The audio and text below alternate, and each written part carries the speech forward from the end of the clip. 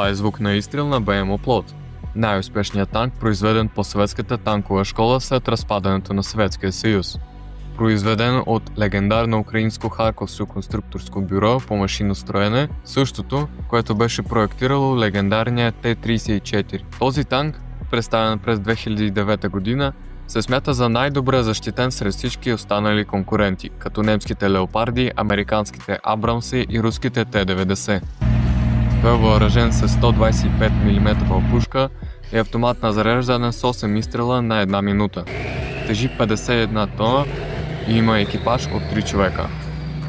За основа на Оплот стои преработен украински Т-74. БМ Оплот е защитен с съвременни системи за динамична и активна защита от най-новите поколения – Туплет и Заслин, съответно. Двигателят му издава 23,5 конски сили на 1 тона, а за защитен от противотанкови комплекси е установена КОЕП Варта.